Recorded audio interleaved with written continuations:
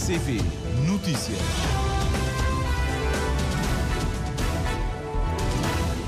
Sete da manhã em Cabo Verde. Vamos então conhecer as novidades nesta edição do primeiro jornal com o Júlio Vera Cruz Martins, como sempre a abrir os destaques das notícias que estão na linha da frente da atualidade informativa. O chefe de Estado português já está na cidade da Praia desde ontem à noite. Rebelo de Sousa é convidado do Presidente da República para as comemorações dos 50 anos do Acordo de Lisboa, que viabiliza a independência nacional. A Presidente da Comissão Nacional de Eleições pede aceleração na revisão do Código Eleitoral. A plenária da Assembleia Nacional vai estar reunida amanhã, depois de gorada a sessão de ontem.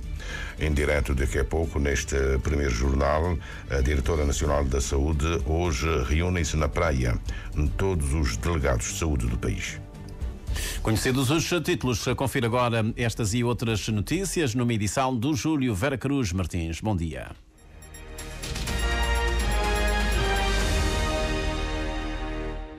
Votos renovados de bom dia, gratos pela preferência que nos dá. O sector do turismo em Moçambique está a ser prejudicado pelas manifestações pós-eleitorais. O presidente do Pelouro do Turismo da Confederação das Associações Económicas alerta que os prejuízos já ultrapassam 500 milhões de meticais.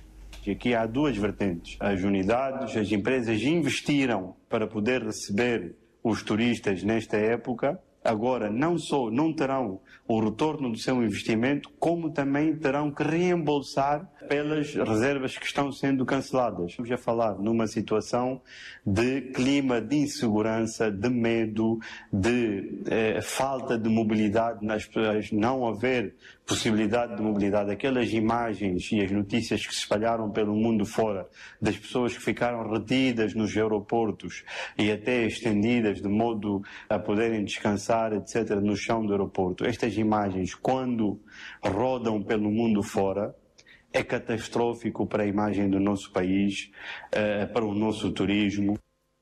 Mohamed Abdullah alerta em entrevista à STV que uma das consequências é a retração do desenvolvimento do turismo para níveis que só encontram um paralelo no período da pandemia da Covid-19. Será difícil colocar novamente na mente das pessoas que Moçambique é um país seguro, que não há problemas em vir para Moçambique, porque fica esta imagem desta instabilidade, desta insegurança, desta falta de mobilidade, destes bloqueios que infelizmente acontecem neste momento das manifestações e desta crise pós-eleitoral que o nosso país está a viver. A Confederação das Associações Económicas admite que algumas empresas do sector do turismo podem mesmo fechar portas. O número de mortes provocado pelas manifestações já ultrapassa uma centena. É o balanço apresentado ontem em conferência de imprensa pelo consórcio constituído pelo Provedor de Justiça, a Comissão Nacional de Direitos Humanos e a Comissão Central de Ética Pública. O Provedor da Justiça, Isaac Chande, defende que várias manifestações têm sido realizadas à margem da lei, com culpas repartidas entre os promotores e a própria polícia. Na minha opinião, estas manifestações não estão a correr bem porque não está a ser observada a lei.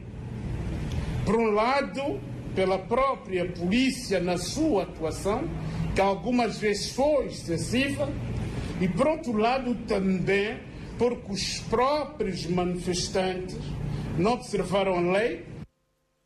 O Consórcio de Direitos Humanos pede a todas as partes um esforço de paz depois da divulgação do acórdão do Conselho Constitucional sobre as eleições de 9 de outubro, que se prevê a divulgação para a próxima segunda-feira. O chefe de Estado português está na cidade da Praia desde ontem.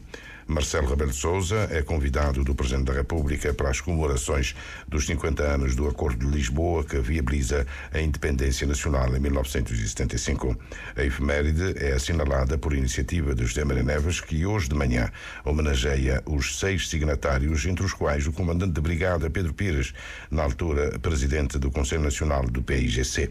As comemorações continuam à tarde na UNICV, em que a Presidência da República se junta ao Instituto Pedro Pires na realização da conferência O Acordo de Lisboa, o contexto político da época e a construção das bases para um Cabo Verde independente, que vai ser proferida por Aurora Almada e Santos, investigadora do Instituto de História Contemporânea da Universidade Nova de Lisboa. O Presidente da República sustenta que 19 de dezembro é um marco importante na história política contemporânea de Cabo Verde e que se projeta mesmo para os próximos 50 anos. É nessa linha que decidimos homenagear aqueles que assinaram, da parte de Cabo Verde, Pedro Pires, Amaro da Luz e José Luís Fernandes Lopes, e da parte portuguesa, Melo Antunes, Mário Soares e Almeida Santos, esse importante acordo que é referência para a independência do país e para a história política contemporânea de Cabo Verde. A história é o que é e não se faz de sis. Olha-se 50 anos depois para esse acordo. Faltou cumprir a Constituição da República, que só veio a ser aprovada 5 anos depois. São elementos da história política e institucional do país, e isso tem sido elemento de debate, de discussão entre diferentes sensibilidades sociais e políticas, entre a academia, e é importante que assim seja. Nós temos que assumir a história em toda a sua plenitude. Depois da independência tivemos os 15 anos de Partido Único e depois a abertura para a democracia representativa no país, com 2 protagonistas essenciais, o PAICV, que vem da independência, e o novo partido emergente, o Movimento para a Democracia. José Maria Neves anuncia que vai prestar homenagem e valorizar outros momentos históricos do país, e em linha estão os participantes do governo de transição até a independência e também o primeiro governo liderado por Carlos Veiga em resultado das eleições multipartidárias de 13 de janeiro de 1991. Que desempenhou um papel fundamental na construção da democracia, na transição e nas mudanças, nas reformas políticas e económicas que foram realizadas na década de 90. Ou seja, reconhecer toda a nossa história num espírito de união, de mobilizar todos os cabo-verdianos de todos os quadrantes, de todos os partidos políticos, de todas as sensibilidades. No exclusivo ao Primeiro Jornal, o Presidente da República analisa os resultados do inquérito à qualidade da democracia e da boa governação. José Maria Neves reconhece que é preciso trabalhar para aumentar a confiança entre os órgãos de soberania, melhorar a cooperação institucional e salvaguardar a lealdade constitucional. Eu pretendo, passada esta quadra festiva, ouvir todos os partidos políticos e ouvir outras forças vivas da sociedade cabo-verdiana e ponderar se haverá ou não necessidade de convocar um Conselho da República para discutirmos essas matérias, para discutirmos os resultados desta sondagem. Há preocupações apresentadas pelos cabo-verdianos que merecem uma discussão aprofundada e, portanto, abro neste momento uma forte possibilidade de convocação no início do ano do Conselho da República.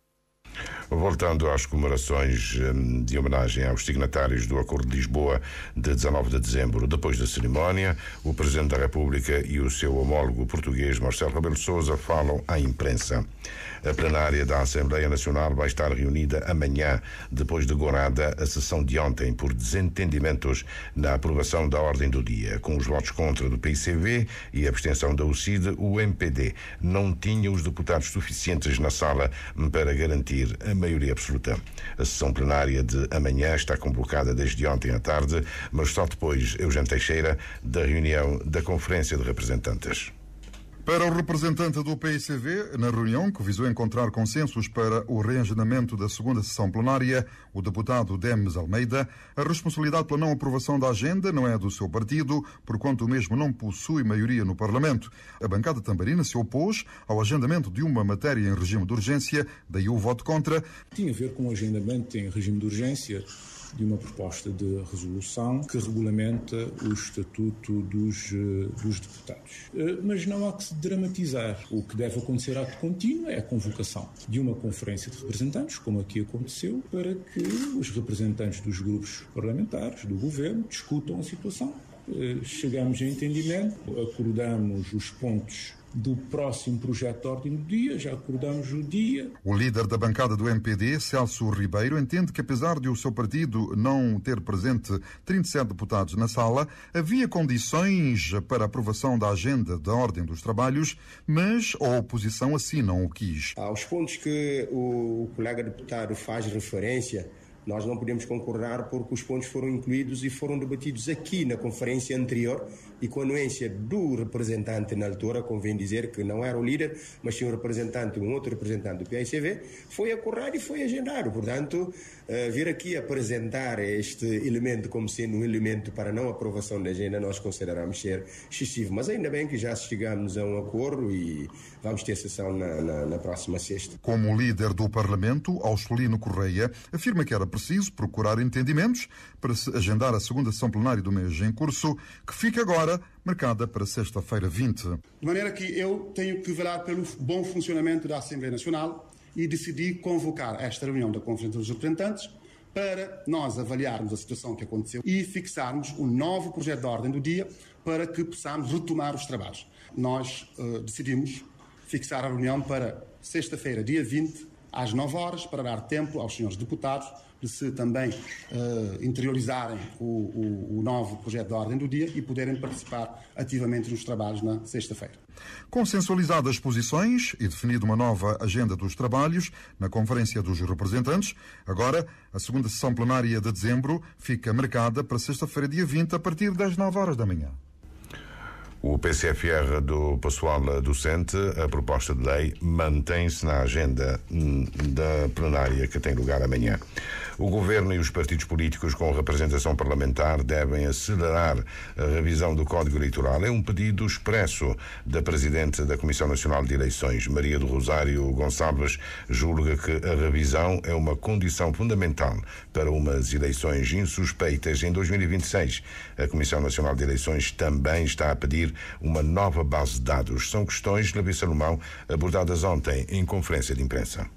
O apelo da CNE decorre daquilo que a instituição considera de desafios que ainda persistem no processo eleitoral, desde logo insuficiências nos cadernos. A CNE reivindica uma nova base de dados já para as eleições de 2026. O fato é que o sistema informático de gestão e o estado dos cadernos eleitorais, a sua desatualização face à mobilidade dos cidadãos para fora do território nacional e que mantém no caderno eleitoral, não nos permite assegurar que teremos em 2026 um caderno com o elevado nível de integridade, de transparência e de verdade em relação ao universo eleitoral. A Presidente da Comissão Nacional de Eleições aponta ainda o processo de designação e composição das mesas de voto, que de algum tempo a esta parte tem denotado falhas decorrentes da indisponibilidade e não comparência dos elementos no dia da votação. Acreditamos que se essas funções de designação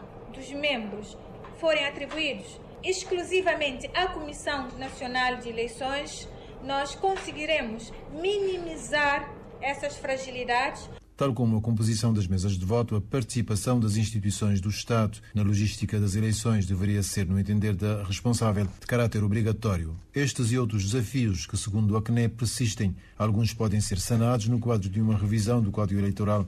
O apelo ao Governo e ao Parlamento é mais que claro. Parece-nos que o Governo almeja uma reforma do processo eleitoral e, atendendo à complexidade na obtenção dos 2/3, a Comissão Nacional de Eleições apela que seja feito ainda que uma mera revisão do Código Eleitoral, nomeadamente no referente ao recenseamento eleitoral e algumas outras normas bem identificadas que, melhoradas, permitirão a melhoria e a qualificação do processo eleitoral até que se consiga a almejada reforma de todo o sistema.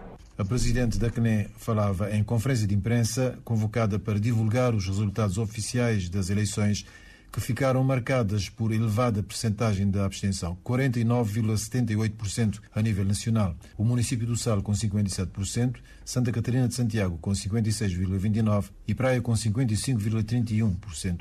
São os municípios onde a abstenção foi mais elevada. O PSV foi o partido mais votado, conquistou 15 das 22 autarquias do país.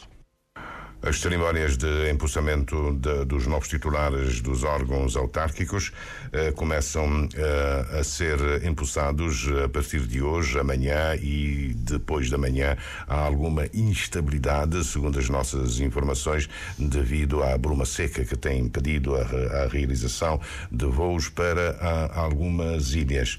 Os delegados de saúde de todo o país vão estar reunidos hoje na cidade da Praia. Temos em direto a diretora nacional de Saúde, Ângela Gomes. Muito bom dia. Muito bom dia.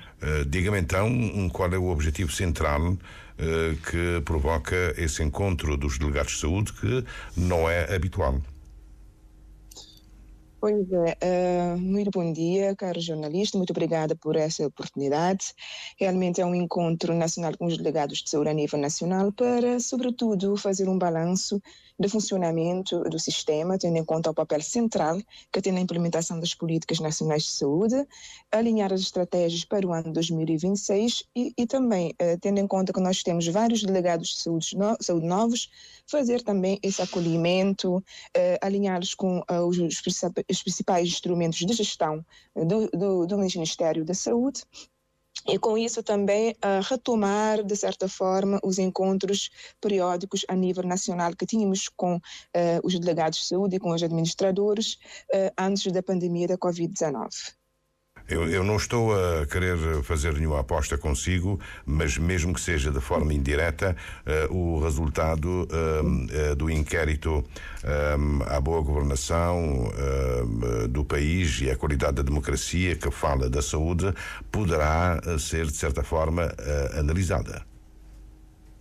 Com certeza, nós temos várias temáticas sobre a mesa, inclusive nós abriremos a sessão com um grande seminário sobre a liderança, né, que é esta questão da gestão de pessoas e a arte da possibilidade. Teremos também um painel muito interessante que fará uma abordagem direta sobre o funcionamento do Sistema Nacional de Saúde, abordar a própria organigrama, as leis e todos os instrumentos, os códigos de procedimentos administrativos, né, e própria a execução do orçamento. Teremos também painelistas de diferentes setores do sistema a nível do governo, e também temos os outros serviços que são conexos à área da saúde. Depois também atuaremos diretamente sobre um painel que trará todos os desafios e prioridades do Sistema Nacional de Saúde dos diferentes setores, com a apresentação dos diferentes setores, principais indicadores, principalmente também os indicadores da saúde pública, que estão mais na base de intervenção dos senhores delegados de saúde e todo o sistema de informação sanitária, que é um papel fundamental que desempenham, e também propriamente a questão da comunicação, né? Comunicação de uma forma transversal, a interação entre as próprias delegacias, a interação com outros níveis dos sistemas e também com todo o sistema dos serviços descentralizados, que também é muito importante. E encerraremos com uma conferência sobre a saúde do colaborador, tendo em conta o ano de saúde mental, tendo em conta também o lema deste ano, que centraliza os cuidados de saúde mental com foco nos colaboradores. E certamente fecharemos com a criação de um grupo de trabalho, porque os delegados de saúde têm um manual e este manual precisa de ser atualizado, então criaremos um grupo de trabalho que dará corpo a estes trabalhos durante o ano de 2025. Agradecimentos, Sra. Diretora Nacional da Saúde, Ângela Gomes, por ter participado em direto neste primeiro jornal. Muito bom dia. Muito bom dia, muito obrigada.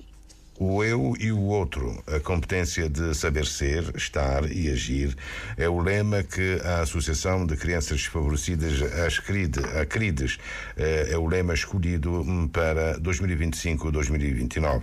A Presidente Lourença Tavares sublinha que o tema reflete uma forma de trabalhar na prevenção contra todos os tipos de violação dos direitos das crianças e também dos direitos humanos. A assinatura do jornalista Ailson Martins. Estimular a leitura nesta era digital é o objetivo que a Associação de Crianças Desfavorecidas quer alcançar com a distribuição de livros com prendas de Natal aos alunos das escolas Regina Silva e Pensamento. O que a CRIDES vai incentivar é a criança ler o livro e tentar fazer um resumo e nos entregar. Depois, passar o livro para outra criança colega. E nós, com o resumo, vamos ver o que é premiar esta criança. Nós queremos incentivar o hábito à leitura. São livros de títulos extremamente interessantes. Acreditamos que os adolescentes vão gostar, vão adorar. E nós estaremos para fazermos, juntamente com os professores, o acompanhamento e despertar na criança a importância da leitura de temas que os ajudem a crescer de forma equilibrada e harmoniosa. Ainda no especial Natal, a CRIDES vai distribuir a brochura Envia-me uma Foto, uma ferramenta educativa que busca sensibilizar crianças, adolescentes e suas famílias sobre os benefícios e riscos do uso da internet. Lourença Tavares afirma que de 2025 a 2029 a CRIDES vai apostar fortemente na capacitação de crianças para serem multiplicadores da paz. Teremos como tema o eu e o outro, a competência de saber ser, estar e agir. Queremos trabalhar tudo que é prevenção contra todo tipo de violação dos direitos das crianças e dos direitos humanos. Isso é que nós queremos. A aposta, o acreditar, é formarmos nova geração de homens e mulheres.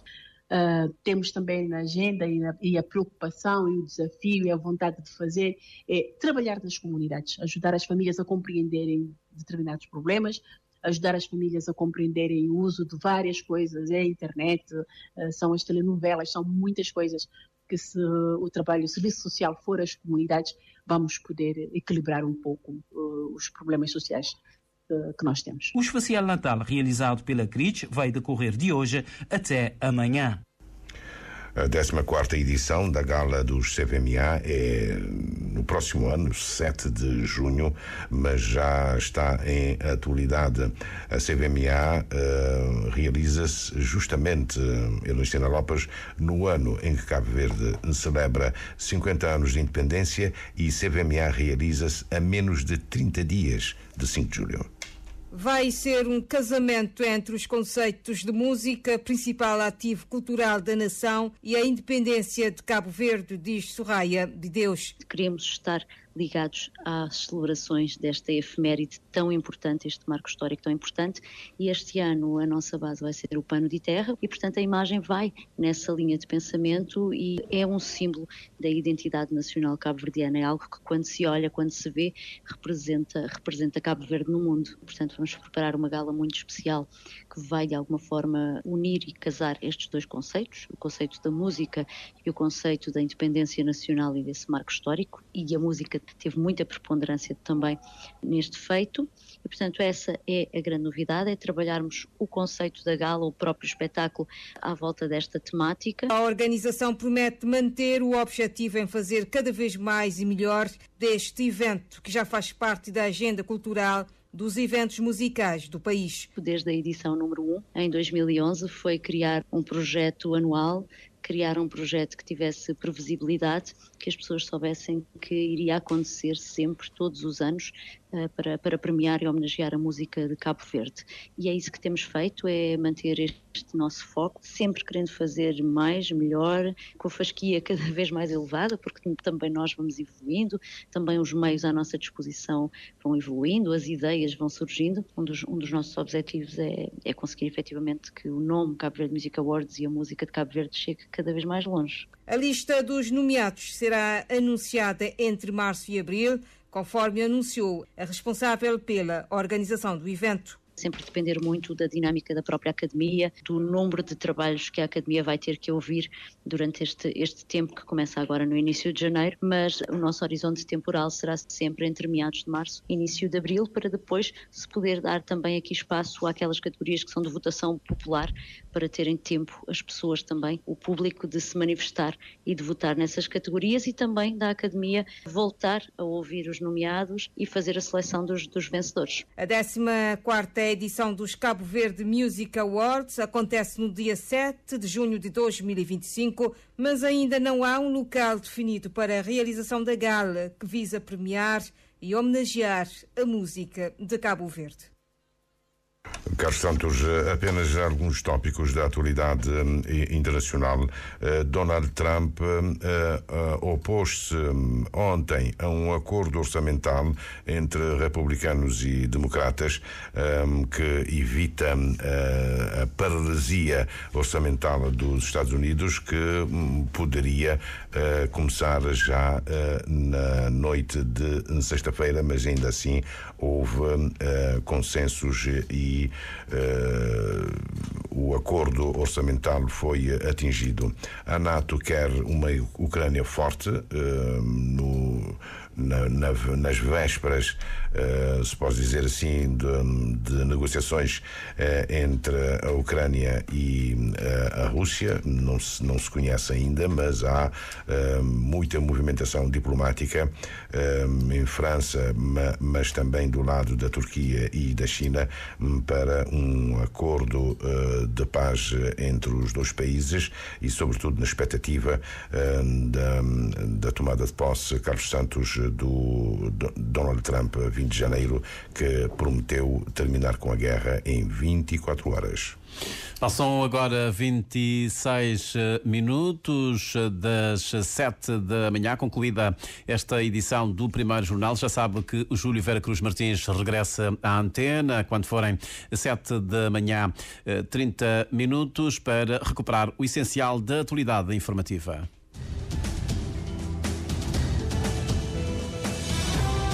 Mais informações em www.rtc.cv e na aplicação RTC Mobile. RCV, o rigor da notícia e o melhor da informação a cada hora.